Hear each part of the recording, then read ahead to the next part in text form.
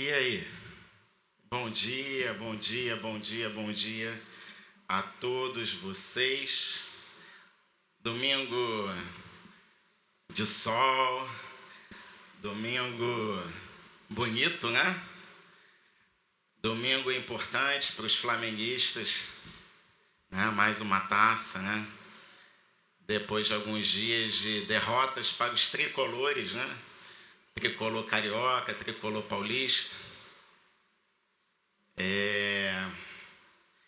Mas é bom também dar oportunidade para esses outros times ganharem alguma coisa de vez em quando, né? Então, ai. Vamos ver o que vai acontecer ao longo desse ano. Uma informação importante para os pais, antes de dar início aqui à exposição da palavra, é que hoje nós estamos, depois de um período de recesso, né, reiniciando o projeto do Evangelho com as crianças. E o bacana é que depois de completar um ciclo aí de um ano e meio, trabalhando o Antigo Testamento, a partir de hoje, os discipuladores vão começar a trabalhar um Novo Testamento. Então você que é papai, você que é mamãe, não deixa de trazer o seu filho, a sua filha, porque essa jornada aí de 18 meses certamente será uma jornada importante na formação dos nossos filhos, amém? Bem, há 2 domingos atrás, eu comecei a trabalhar aqui uma temática que envolve o estilo de vida da igreja em Atos dos Apóstolos. Nós trabalhamos aqui no capítulo 2, a partir do versículo 42, as características ou as marcas dessa igreja. Por quê? Porque é a referência bíblica de igreja que nós temos para poder nos avaliar enquanto igreja do Senhor Jesus nessa terra. E aí nós aprendemos que essa igreja, que era cheia do Santo Espírito, era uma igreja que, apesar de ser cheia do Santo Espírito, era uma igreja imperfeita, porque nós somos imperfeitos. E tudo aquilo que é imperfeito carece de correção. E essa correção nada mais é do que o trabalho que o Espírito Santo vai operando na nossa vida através do ensino da palavra, através da conscientização da nossa nova vida em Cristo Jesus, de forma que a cada dia a gente vai se tornando um pouquinho mais parecido com Jesus. E isso é de suma importância para que a gente possa, de fato, cumprir o nosso propósito nessa terra. E o propósito é ser o quê? A extensão de Jesus nesse mundo. É literalmente o ide, fazer discípulos em todas as nações. Então, o que o mundo anseia é por essa revelação dos filhos de Deus. Filhos que se permitem um trabalho a nível de interior, a nível de renovação da mente, para que tenham uma conduta de vida que se torne cada dia mais semelhante ao estilo de vida que Jesus praticou aqui na terra. Então nós aprendemos que essa igreja era imperfeita, nós aprendemos que ela perseverava no ensino dos apóstolos, um ensino focado literalmente na prática do Evangelho, porque estamos falando de pessoas que caminharam com Jesus, viveram com Jesus, experimentaram Jesus, e era isso que elas ensinavam. E não apenas perseverava na doutrina dos apóstolos, mas uma igreja que era comprometida com a comunhão fiel e com o partir do pão, algo que nós trabalhamos aqui na semana passada.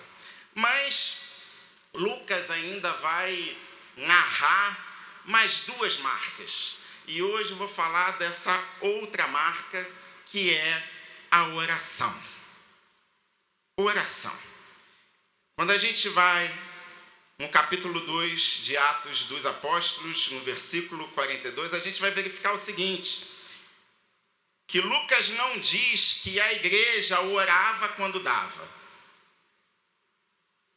nem que oração era um recurso emergencial. Traduzindo, deu ruim, vamos orar. Ele não está falando disso. Mas ele diz o seguinte, que a igreja perseverava em oração. A gente tem um pouco desse hábito de praticar a oração quando a coisa está difícil, não é mesmo?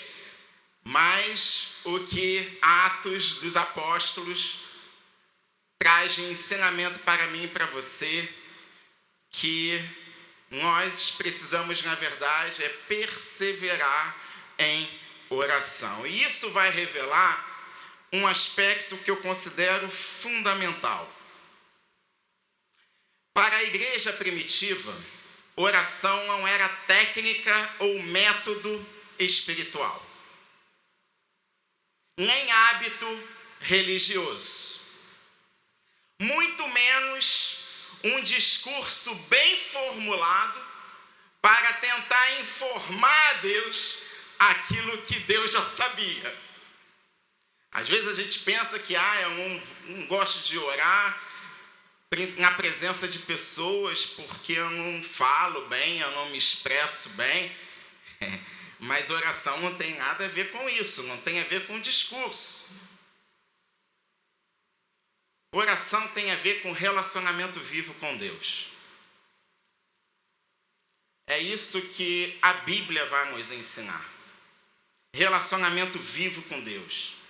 E é um relacionamento vivo porque, em primeiro lugar, é sustentado pela graça, pelo favor imerecido.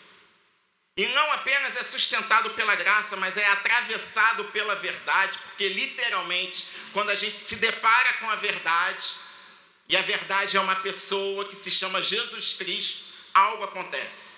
Mudanças acontecem. Transformações genuínas acontecem. E não apenas é sustentado pela graça e atravessado pela verdade, mas é de sobremodo marcada por uma dependência existencial. Eu literalmente não vivo sem Deus. Eu não existo sem Deus. Eu sou totalmente dependente de Deus. Portanto, orar é reconhecer quem Deus é. Orar é reconhecer também quem nós somos. E de onde vem o nosso sustento? De onde vem a nossa provisão?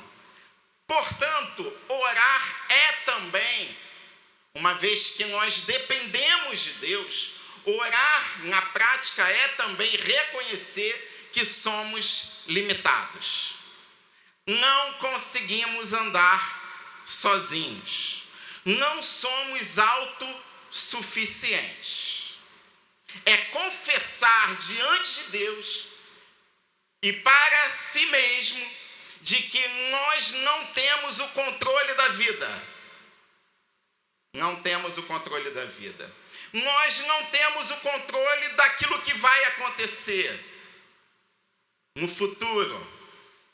Nós também não controlamos pessoas.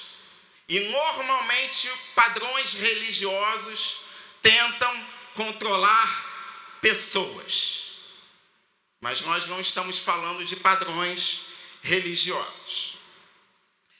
Por isso, para a igreja primitiva, oração era uma questão de sobrevivência espiritual. Tentando fazer uma analogia aqui, todos aqui têm celular, correto? Você, quando observa que a carga do seu celular está quase acabando, o que você tem que fazer? Colocar o celular onde? Para carregar, na fonte, vai lá na tomadinha e deixa ele carregando. todo aparelho eletrônico, seja um celular, seja um computador, seja bateria de bicicletas elétricas, a partir do momento que atinge 100% da carga, você precisa tirar da tomada. Porque o que acontece? Se você deixa ali esses aparelhos eletrônicos ao longo de dias, carregando ali no 100%, o que vai acontecer com a bateria do celular ou desses aparelhos? Ela vai se tornar uma bateria adicta, uma bateria viciada. Só que esse vício no padrão do mundo significa dizer o seguinte: você está estragando a bateria. Porque quando você retirar, ao invés do aparelho permanecer por 10 horas, se ele se torna viciado em carga, o que acontece? Agora ele só vai permanecer durante 1 hora. Vai permanecer durante alguns minutos. Isso, para quem tem notebook, sabe o que eu estou falando. A gente compra um notebook, aí aparece lá, né, o notebook, a partir do momento que está com carga completa, ele dura até 8 horas. Aí no meio da sua palestra, 20 minutos de palestra, o que acontece com o notebook? Acabou a bateria, desliga tudo. Isso é o padrão mundo.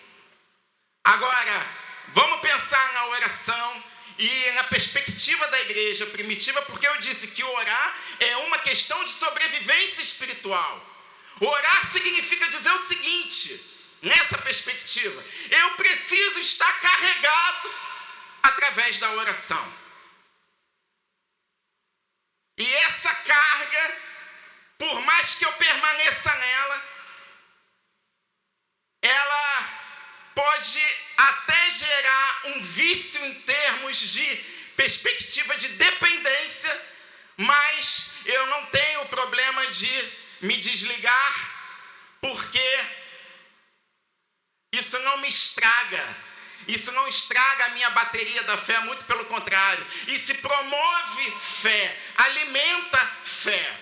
Então, oração é algo que nos sustenta em Cristo Jesus. Nós precisamos orar e orar em todo tempo. E oração não tem a ver com palavras que você diz a Deus. Oração vai muito além daquilo que nós falamos para Deus. Oração é um estilo de vida.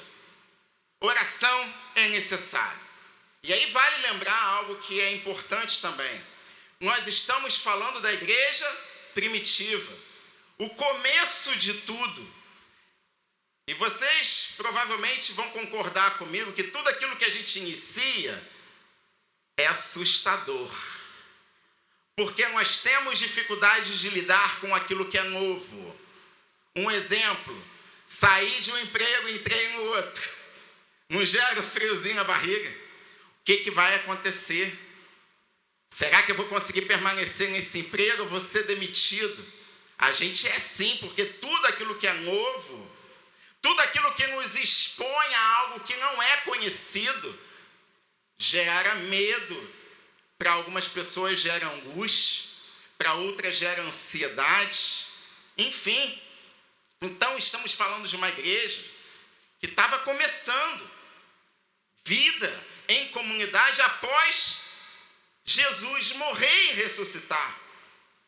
Após Jesus ser assunto aos céus, ser elevado aos céus. Agora é com a gente.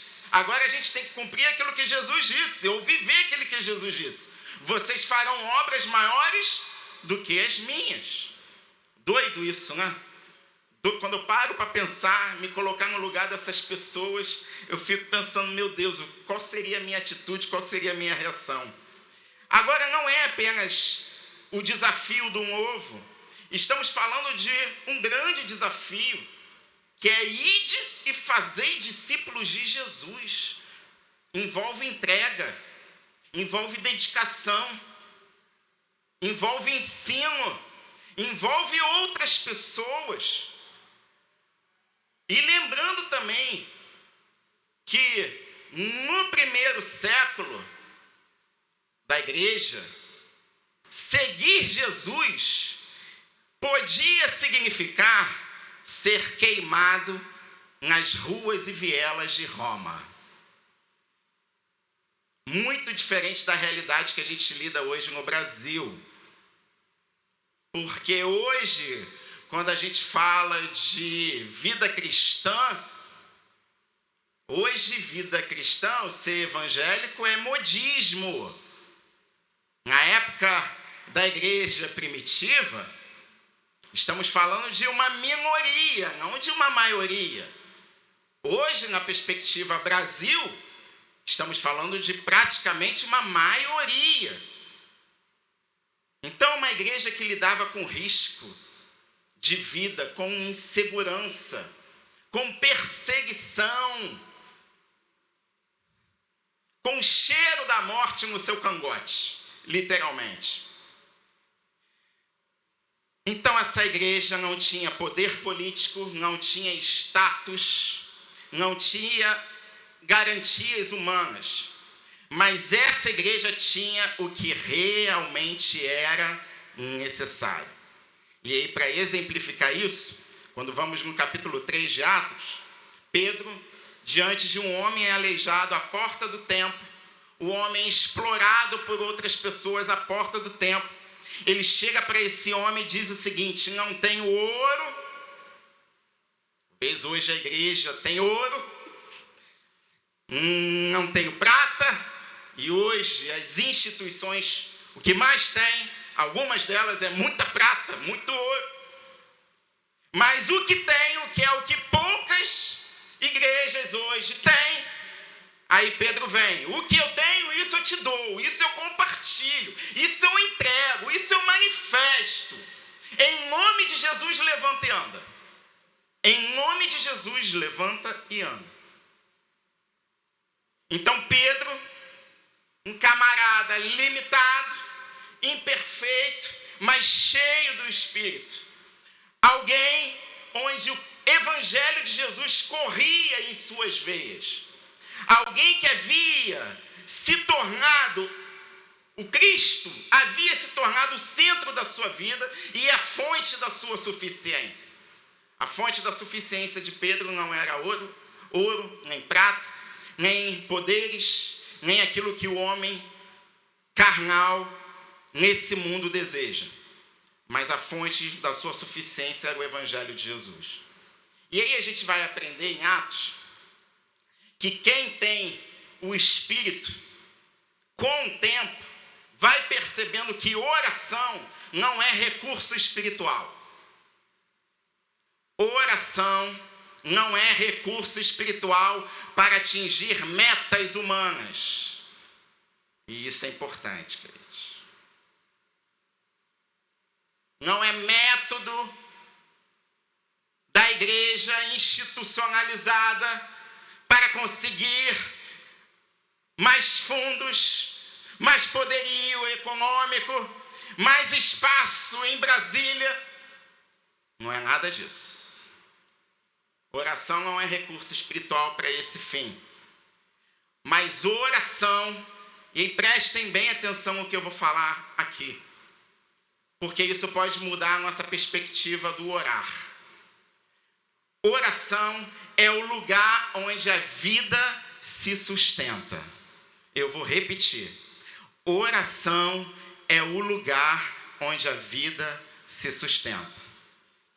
Hebreus capítulo 10, a partir do versículo 19, o autor diz o seguinte: por isso, irmãos, por causa da morte de Jesus na cruz, nós temos completa liberdade de entrar no lugar santíssimo, por meio da cortina, isto é, por meio do seu próprio corpo, que ele nos abriu um caminho novo e vivo. Nós temos nesse lugar um grande sacerdote para dirigir a casa de Deus.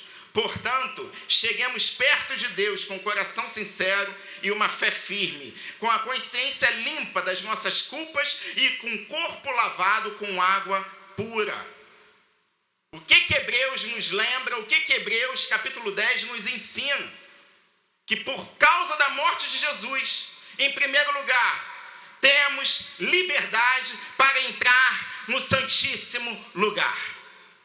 Não precisamos de intermediários humanos, não precisamos de uma figura pastoral, não precisamos, para aqueles que estão em Cristo Jesus, não precisamos do apóstolo, não precisamos do profeta, não precisamos de figuras evangélicas públicas para entrar nesse lugar, porque nesse lugar, pelo sangue de Jesus, eu e você, os homens mais impuros da face dessa terra, têm liberdade para entrar e para estar nesse lugar. É simples assim. Não precisamos da figura papal, seja no contexto católico, ou das figuras papais no contexto da igreja evangélica brasileira. E o lindo disso é que esse acesso, ele não nasce, ele não tem origem com a nossa maturidade espiritual, com o fato de você se achar em dia com a sua fé, ou você se perceber alguém muito maduro na fé ou imaturo na fé. Não tem a ver com maturidade, não tem a ver com performance religiosa, mas tem a ver com o sacrifício perfeito de Cristo. É Ele, é Cristo. O caminho foi aberto pelo próprio corpo de Jesus entregue na cruz. É isso que Hebreus 10 está falando. Aquilo que nos separava de Deus foi removido. Ah, Felipe, mas eu pratiquei isso ontem. Temos liberdade para entrar no Santíssimo Lugar.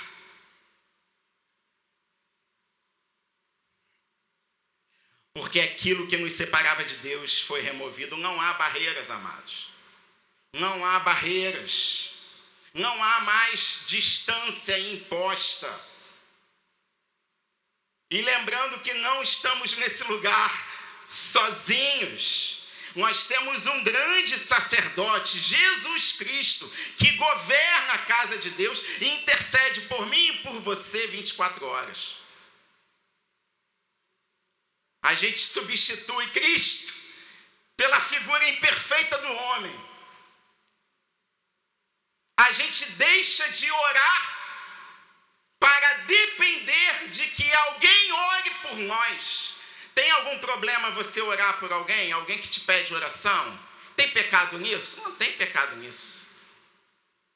A gente pode e a gente deve orar uns pelos outros. Paulo vai falar sobre isso. O que eu estou falando não é essa questão. Eu estou falando é a questão de estabelecermos dependência de figuras, de líderes, para que essa pessoa ou a minha oração seja terceirizada. Eu terceirizo a oração. Eu não desenvolvo oração, eu não pratico oração por vários motivos, por culpa, por medo, por desconhecimento, por não compreender a graça, por não compreender essa verdade, por não ter compreendido Jesus ainda na sua existência. Mas eu deixo de experimentar a oração e passo a depender de que alguém ore por mim. Isso é terrível. Por isso o texto diz em Hebreus 10, aproximemo-nos. Vamos lá, cheguem-se para esse lugar, porque oração é entrar onde antes nós não podíamos entrar. Oração não é mais visitação, é permanecer onde antes nós não ousávamos ficar. É esse lugar. E oração, nesse lugar, é chegar com o coração sincero.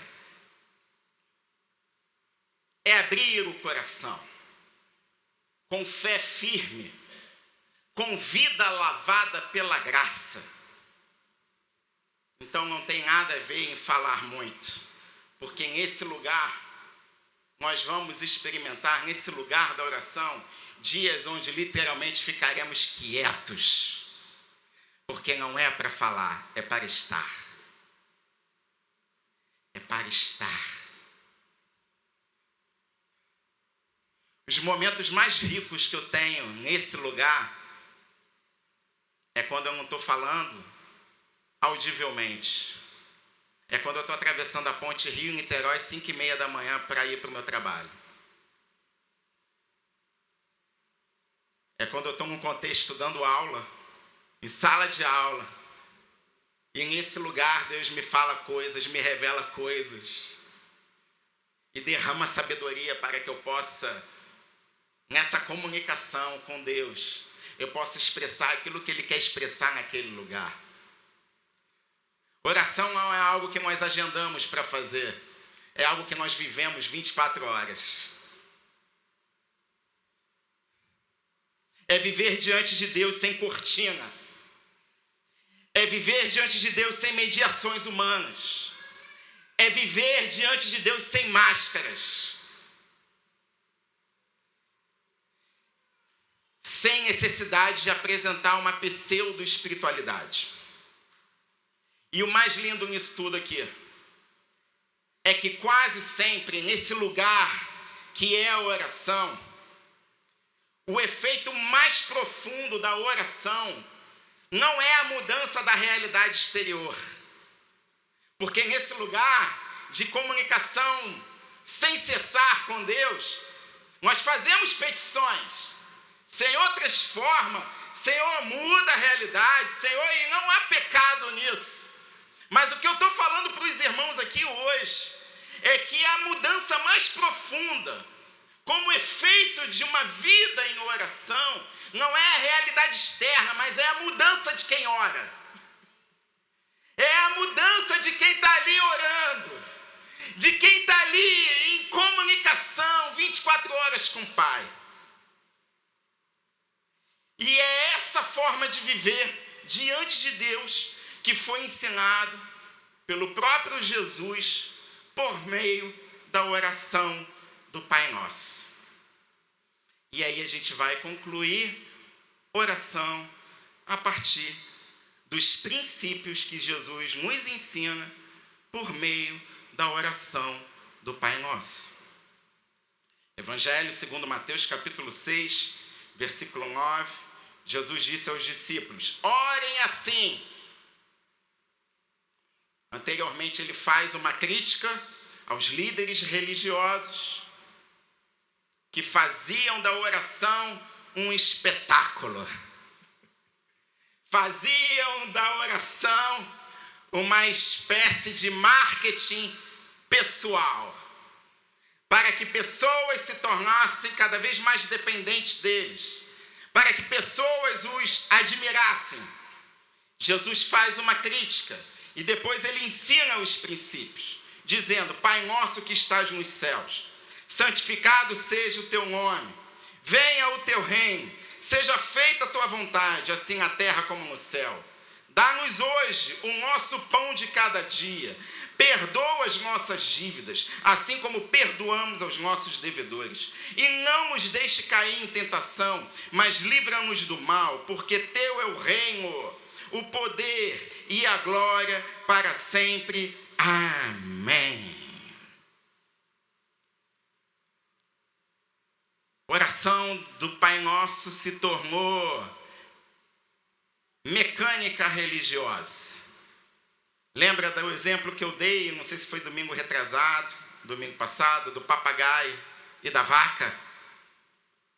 Que a gente tem que imitar a vaca, não podemos imitar o papagaio. O papagaio é bonitinho, é engraçadinho, é espertinho, mas papagaio só repete o que ouve, papagaio não reflete naquilo que ele está falando. Ele não está nem um pouco preocupado qual é o significado daquilo que ele está falando. Ele apenas fala muitas vezes o que não deve ser dito. E a gente tem que imitar a vaca. A vaca ruminando. A vaca que come no pasto. A vaca que pega aquela grama, aquele capim, morde, mastiga e cheia daquela baba que só o boi gosta.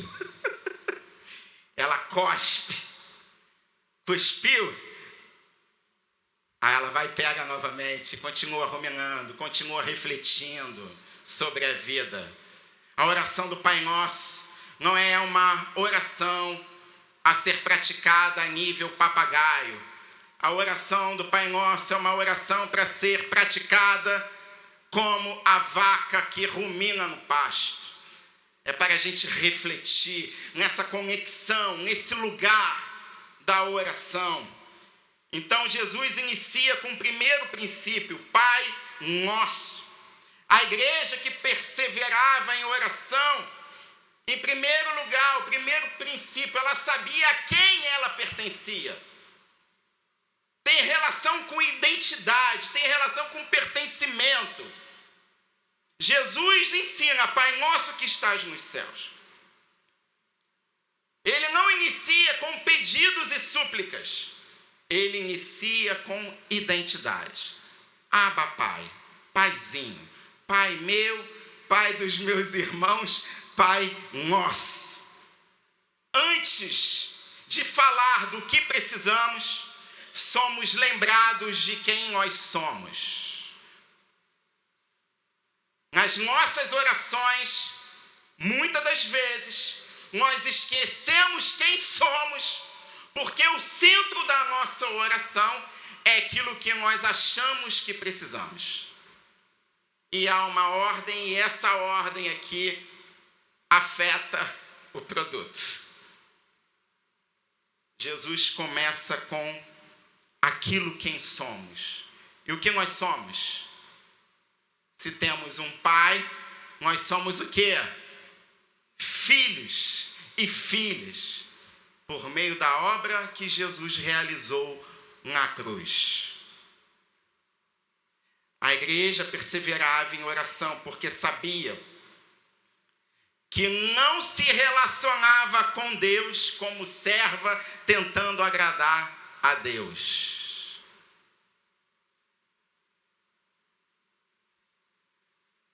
Por isso que às vezes a gente desiste de orar. Porque a gente entende que oração é uma forma de eu tentar agradar a Deus. Como servo, como escravo. Mas a igreja entendia que não era uma forma de se relacionar com Deus para agradar a Deus como servo, mas como filhos e filhas em quem confiam no Pai.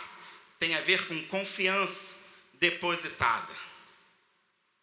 Quem ora como filho não precisa fingir força. Quem ora como filho não precisa se justificar.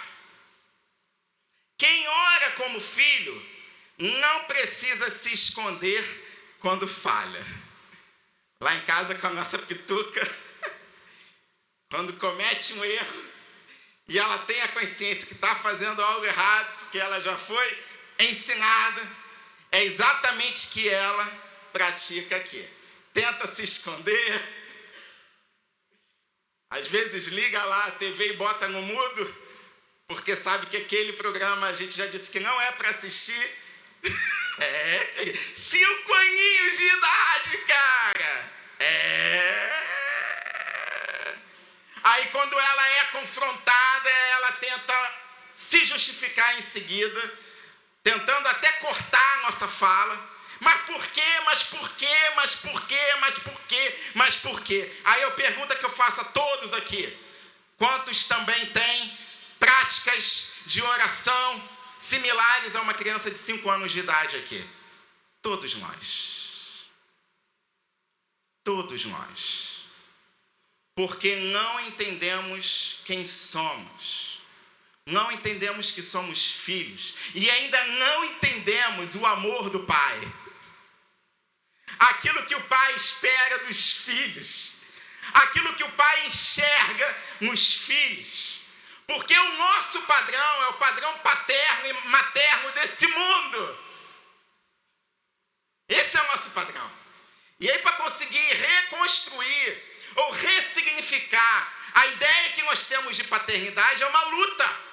É uma guerra que é travada. Mas essa guerra só é vencida num lugar que se chama o lugar da oração, o santíssimo lugar, aonde nós não temos um pai que nos julga, mas nós temos um pai que nos ama, um pai que nos chama para perto, um pai que não está preocupado com o pecado que eu cometo, mas com o coração que eu expresso nesse mundo.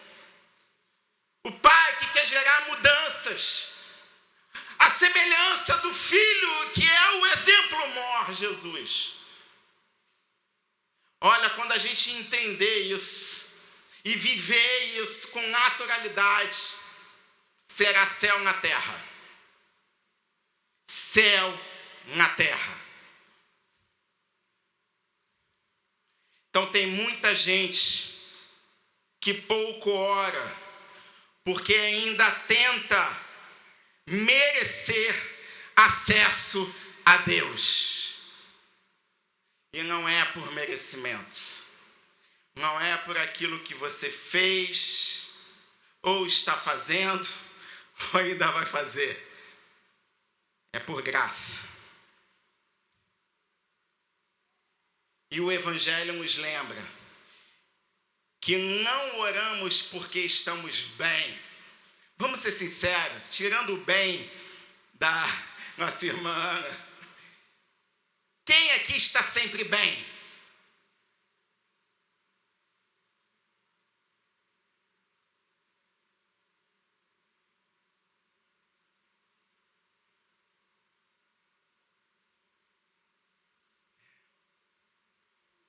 Vamos para a realidade. Quem aqui raramente está bem?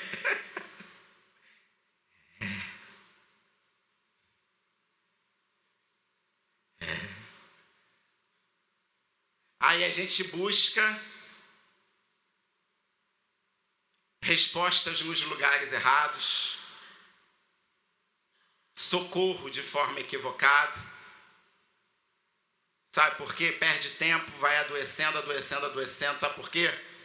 Porque não entendeu que oração é um lugar, não para ser visitado, mas é um lugar para estar, para permanecer, para perseverar. Um lugar de relacionamento com Deus. Um lugar de profundidade, de largura, de altura. Um lugar para sermos trabalhados, lapidados e para existirmos nessa terra. Porque sem essa recarga 24 horas, os problemas mais pequeninos que a gente enfrenta no dia a dia já é mais do que o suficiente para a nossa carga sair do 100% e ir para o 1%. E quando fica 1%, o que aparece lá? A bateria vermelha do celular. É alertando a mim e a você, epa, não se desconecta desse lugar da oração, não. É para estar lá. Porque estamos lá, não porque estamos bem, mas estamos lá porque pertencemos a Deus. É um lugar de identidade, é um lugar de pertencimento, é um lugar onde os filhos de Deus, em Cristo Jesus, estão habilitados a estar. Aí vem a grande diferença para intercessão.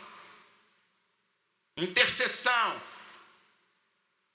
Estando nesse lugar que é a oração, eu intercedo por aquelas pessoas que ainda não estão habilitadas a estarem nesse lugar, porque ainda não foram despertadas pelo Cristo e carecem de intercessão. Faz sentido para vocês? Elas não têm acesso a esse lugar. E aí a gente, em misericórdia, em amor, súplicas, nós levamos essa pessoa ao Pai. E o Pai responde, no tempo dele, da forma dele, com a pedagogia do Filho. Não de acordo com as nossas expectativas humanas e com o nosso tempinho. Isso é interceder. Eu posso orar pelo meu irmão Anderson, mas eu não intercedo pelo meu irmão Anderson, porque ele está no mesmo lugar que eu. Então, primeiro princípio, o princípio do Pai Nosso, que remete a pertencimento, identidade enquanto filhos. Segundo princípio, santificado seja o teu nome. Isso remete a colocar Deus no centro da minha vidinha. E não colocar os meus problemas e desafios no centro da minha vidinha. Santificar o nome de Deus não é tornar Deus mais santo, porque Ele já é. A igreja primitiva perseverava na oração, porque entendia que se Deus não governasse, outra coisa iria governar. Se Deus não governar a minha vida e a sua vida, vocês podem ter certeza que outra coisa vai governar a nossa existência. E aí, normalmente, o que governa os nossos dias? O medo. A pressão, porque esse mundo é uma panela de pressão, né? Quantos aqui tem muitos problemas que não sabem como resolver? Estou lidando com alguns dificílimos. Muito difíceis. Que às vezes me tira o sono. Enfim, isso é papo para outro momento. Mas somos governados por medo, pela pressão, pelos conflitos. Somos governados pela escassez, aquilo que a gente entenda que está faltando, que a gente não gostaria que faltasse. Aí isso passa a nos governar. E aí a gente terceiriza ainda mais a oração. Ei, Anderson, ora por mim. Ai. Enquanto Jesus está falando, aproximemo-nos do Pai. Vem para cá, Deolinda. Vem para cá, Viviane.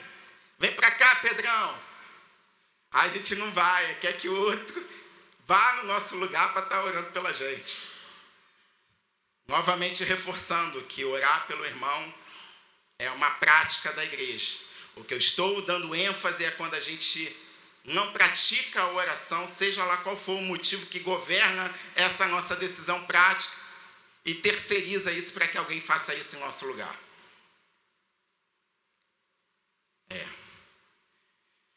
Então, orar nessa perspectiva, onde eu sou governado por essas questões humanas, é dizer o seguinte: Deus,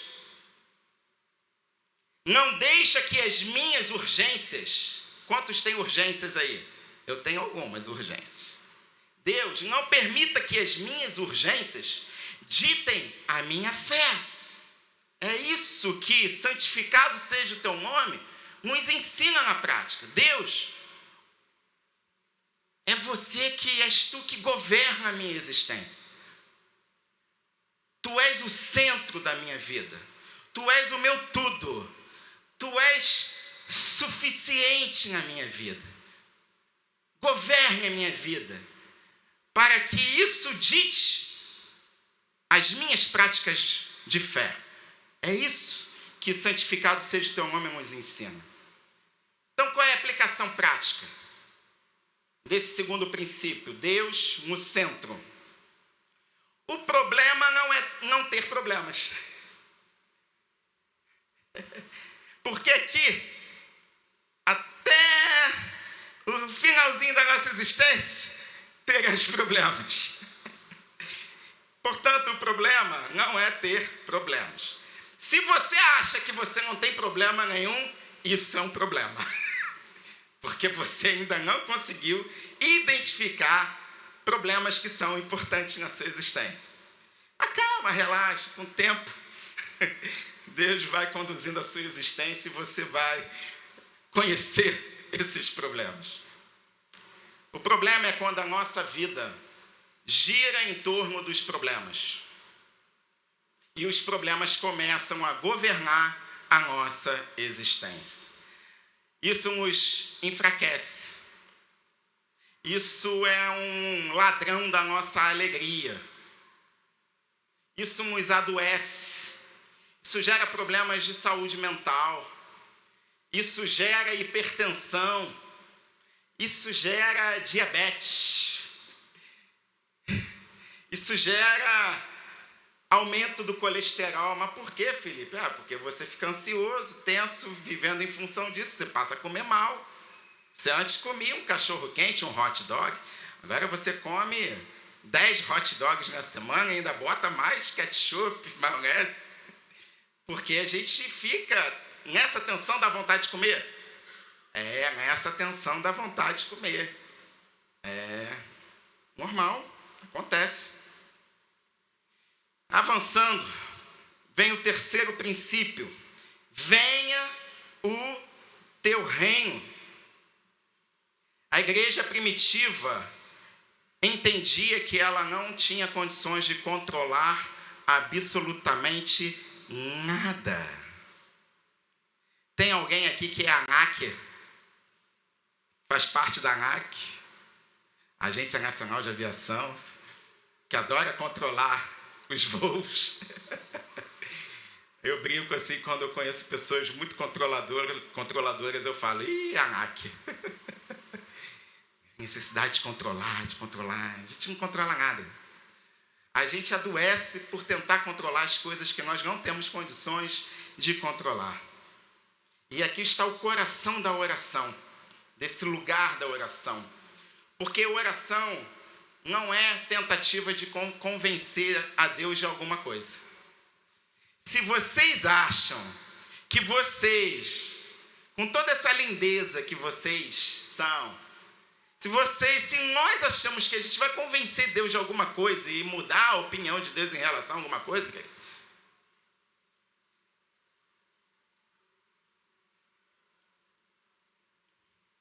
porque orar não é convencer Deus de fazer a nossa vontade. Identifica aí qual é a sua vontade. Aí Paulo nos ensina que a vontade de Deus é boa, agradável e perfeita. O problema é que essa vontade que Paulo diz que é boa, agradável e perfeita, ela se opõe à nossa vontade. E quando ela se opõe à nossa vontade, a gente fica mal. A gente fica chateadinho. A gente tem dificuldade de lidar com isso. E aí a gente acha que a oração do convencimento vai mudar a vontade de Deus, que é boa, agradável e perfeita. A nossa não é boa, agradável e perfeita muitas das vezes. Perfeita, então, nem se fala. Então, orar, esse lugar da oração é um lugar que permite com que Deus alinhe a nossa vontade à vontade dele. Ele traz um alinhamento para que a nossa vontade passe a ser, de fato, a vontade dele, que é boa, agradável e perfeita. E às vezes nós lidamos com esse tipo de luta durante muito tempo, até que a gente não resista mais. Mas de início a gente tem uma tendência de ser resistente. E Atos, a igreja em Atos entendeu isso. Olha que bacana, lá no capítulo 3, Pedro e João curaram o homem coxo na porta do templo. Aquele milagre gerou uma comoção pública e uma nova oportunidade deles anunciarem o evangelho de Jesus. Aí o que aconteceu? As autoridades religiosas sentiram-se ameaçadas. E aí decidiram fazer o quê? Prender. Prender quem? Pedro e João. E ainda ordenaram a eles o seguinte, parem de falar em nome de Jesus. Então eles foram presos. E aí, quando eles são soltos sob essa ameaça explícita. Olha, se vocês continuarem fazendo isso, vai dar ruim para vocês. Aí a gente vai para o capítulo 4 de Atos e vê o que a igreja faz diante disso. Como que a igreja ora. E aí lá, a partir do versículo 29 do capítulo 4 diz: agora, Senhor, considera as ameaças deles e capacita os teus servos para anunciar a tua palavra corajosamente. Estende a tua mão para curar e realizar sinais e maravilhas por meio do teu nome e do teu santo servo Jesus.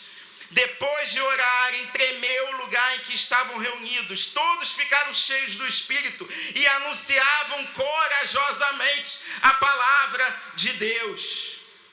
A igreja foi ameaçada, risco de vida.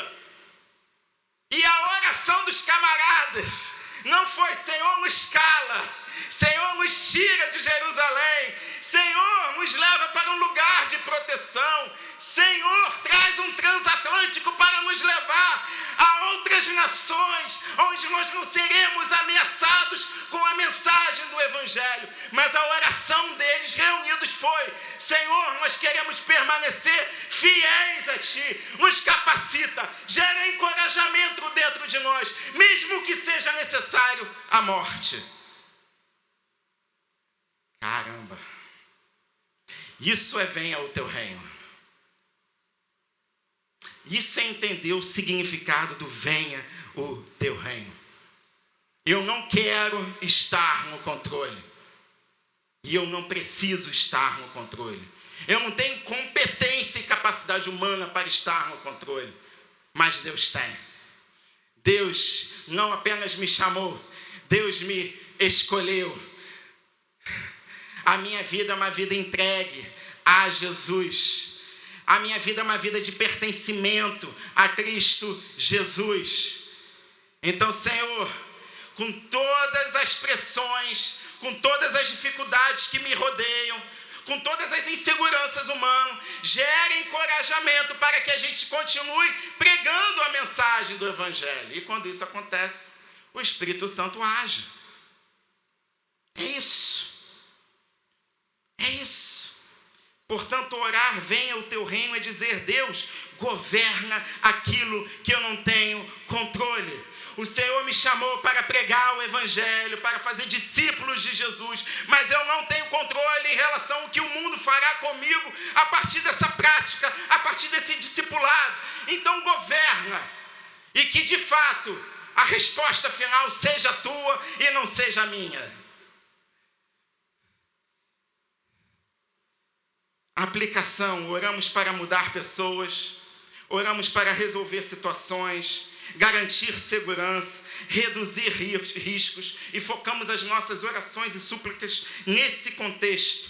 Mas o reino de Deus não avança pela força do desejo humano, avança por rendição do homem ao Senhor. E às vezes Deus não vai mudar o cenário, como não mudou o cenário lá em Jerusalém. Pelo contrário, ficou mais acirrado. E isso, de uma forma sobrenatural, fez com que a igreja, ao invés de ficar no lugar que seria o lugar do conforto cultural, a igreja se expandisse para os 4 cantos dessa terra. E aí, a gente fala tanto de Brasil, né? Estão preparados para perseguição, para não ter mais liberdade religiosa? Talvez isso seja bom. Talvez, eu não sei, só Deus sabe. Mas talvez seja bom, né? Porque está muito fácil, né? É o Deus das promessas, é o Deus que vai me fazer vencer nessa vida, é o Deus que vai me dar a casa que eu quero, o emprego que eu quero, o casamento que eu quero, tudo que eu quero, porque Deus é bom e bom em todo o tempo, enquanto Ele continuar atendendo às minhas expectativas humanas. Deus é demais. É a realidade que a gente está vivendo hoje. Então, Deus não muda o cenário, às vezes, mas muda o coração de quem ora. E, por fim, pão nosso de cada dia remete a um 4º princípio. O princípio de uma vida que experimenta a graça dia após dia. Jesus ensina a pedir o pão de hoje. Só que a gente está aqui domingo, 1º de fevereiro, e já estamos pensando na segunda do dia 2, na sexta que é dia tal. E o que vai acontecer? Ih, março, como é que vai ser março? Ih, caramba, e no Natal, meu Deus, já estamos no Natal. Um monte de coisa ainda para acontecer, a gente já está lá em dezembro. Então, Jesus nos ensina a pedir o pão de hoje, não a segurança de uma vida inteira. E isso confronta a nossa ansiedade.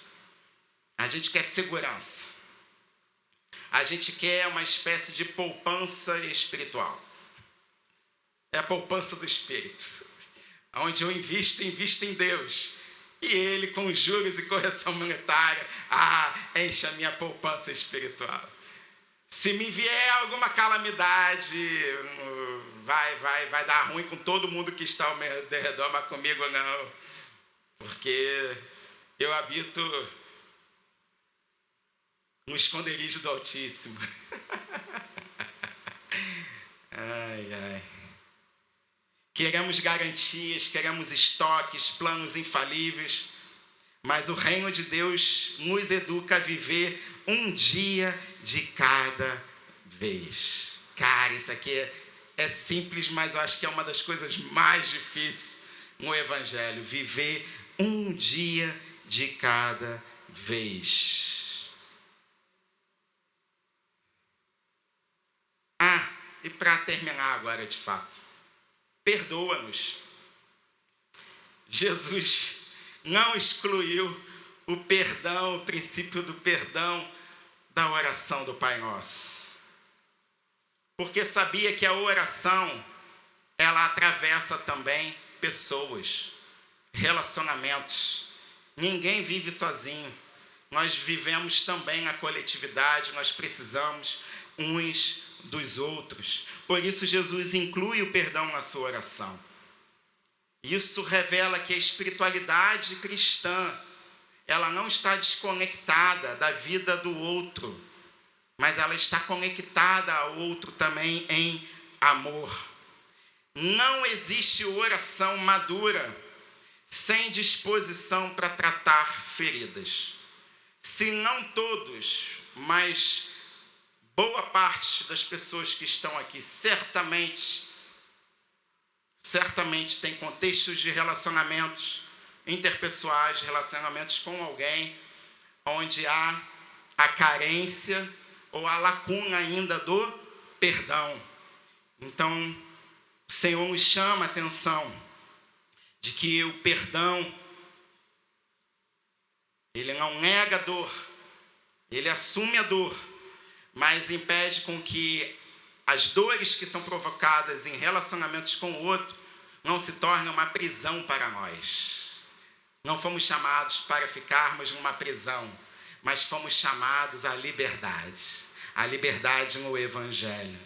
Então, uma comunidade que ora, aprende pouco a pouco a viver com menos vingança no coração, com menos ressentimento no coração, e passa a experimentar uma vida mais leve, porque o perdão começa a se tornar realidade no dia a dia. E aí, para concluir, eu peguei a oração do Pai Nosso e, sem tirar o significado, mas colocando no nosso contexto, eu gostaria de ler o que papai me inspirou para poder escrever, e depois, ao longo da semana, eu pretendo compartilhar essa oração nos grupos da igreja. Transcrevendo, fazendo algumas adaptações, ficou assim: Pai Nosso, não o Deus que controlamos, mas o Deus que dependemos. Lembramos hoje que a vida não nos pertence e que não somos o centro de absolutamente nada. Só Tu és. Santificado seja o Teu nome. Que o Teu nome volte a ser o centro na minha segunda, na minha terça, na minha quarta, na minha quinta, na minha sexta, no meu sábado, no meu domingo. Que o Teu nome volte a ser o centro quando as nossas urgências, quando aquilo que nós chamamos de problemas comecem a gritar, quando o medo começar a apertar e a dispersar o nosso coração.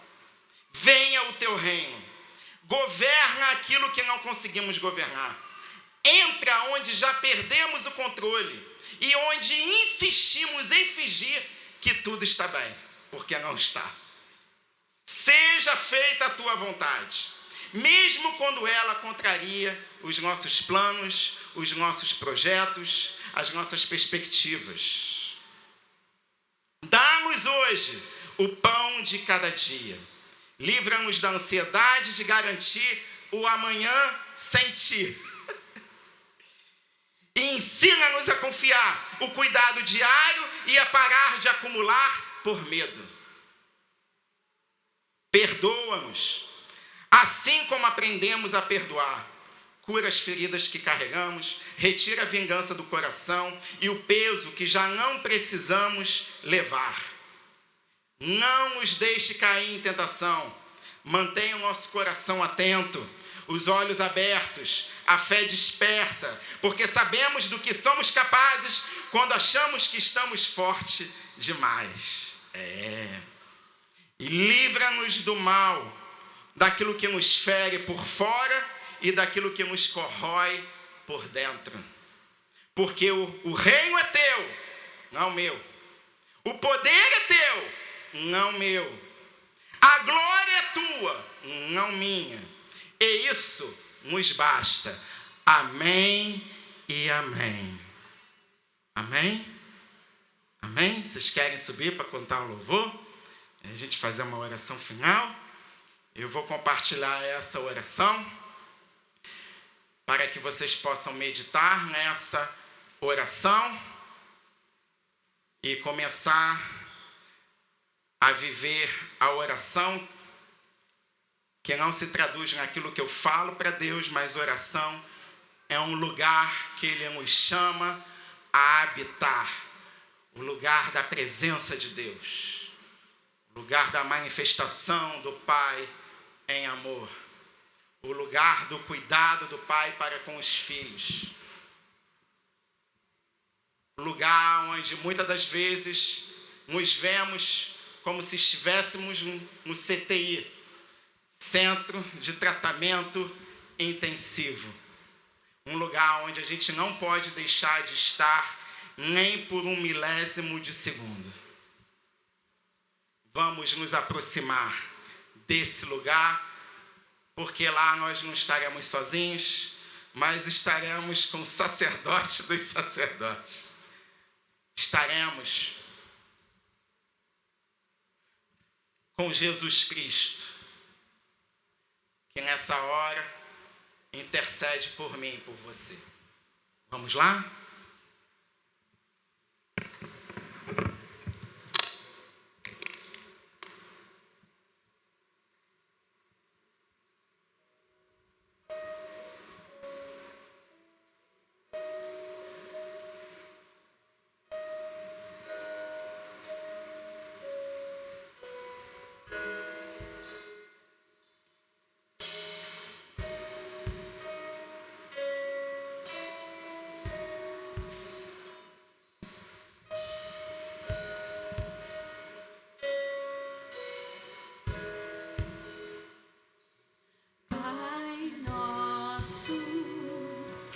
Nos céus, santo é o teu nome, teu reino buscamos, tua vontade seja feita na terra como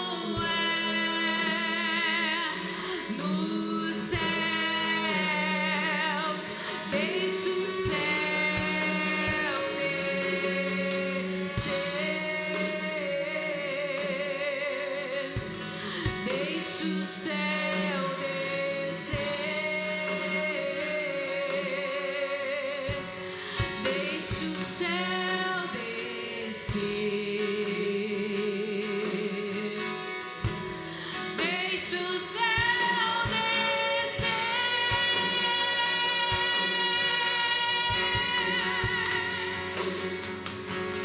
Teu é o reino, teu é o poder e tua é a glória para sempre. Amém. Teu é o reino, teu é o poder e tua é a glória para sempre. Amém. Teu é o reino, teu é o poder e tua é a glória para sempre. Amém. Teu é o reino, teu é o poder e tua é a glória para sempre. Amém. Teu é o reino, teu é o poder e tua é a glória para sempre. Amém. Teu é o reino, teu é o poder e tua é a glória para sempre.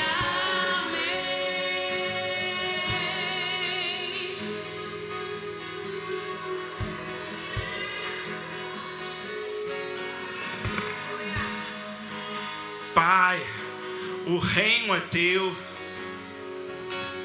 a glória é tua. Somos filhos e filhas. Sob os seus cuidados, o seu amor, a sua proteção. Pai, não nos permita cair na tentação de queremos governar as nossas próprias vidas, porque as nossas vidas não mais nos pertencem, pertencem a Ti. É para ser governado por Ti, pela Tua palavra.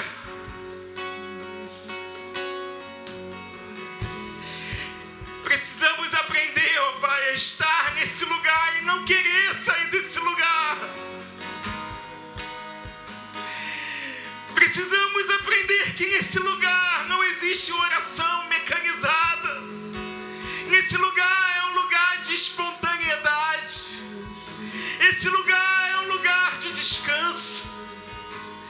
Esse lugar é um lugar onde a vida, o propósito da vida é ressignificado nos nossos entendimentos, nas nossas compreensões. Senhor, obrigado, Senhor, pela Tua fidelidade. Obrigado, Senhor, pela Tua paciência. Obrigado, Senhor, porque mesmo nos momentos de maior fraqueza, mesmo nos momentos onde a nossa mente é atacada, mesmo nos momentos onde nós nos sentimos tão sujos, ali o Senhor se faz presente. Ali o Senhor nos lembra e ensina-nos novamente o significado da graça. Ali o Senhor nos diz: levante-se e não peques mais. Ali o Senhor nos lembra que nessa terra, que beira literalmente as portas do inferno, nós não estaremos sozinhos, pois Teu é o reino, o poder, a glória, para sempre e sempre. Pai, nos faz compreender o que que foi dito aqui nessa manhã.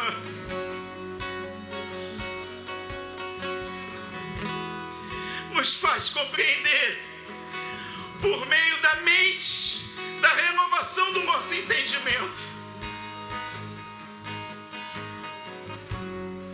um entendimento menos viciado com a cultura desse século, um conhecimento, uma mente mais ligada à cultura do reino.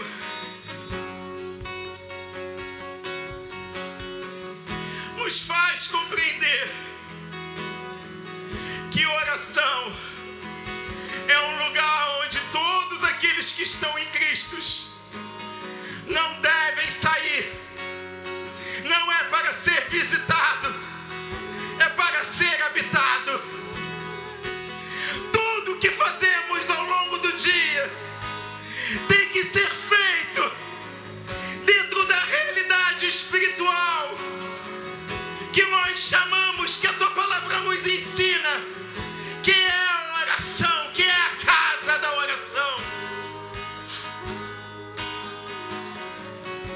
Continua falando conosco ao longo dos dias. Continua nos capacitando para toda boa obra e nos encorajando a lidar com os desafios dessa vida, permanecendo fiéis à tua palavra.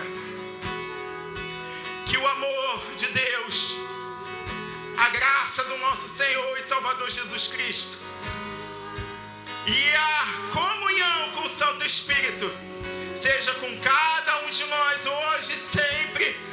Amém, amém, amém. Vá na presença de Deus e leve a presença de Deus. Onde estiver, com quem estiver, seja a extensão de Jesus Cristo nessa terra.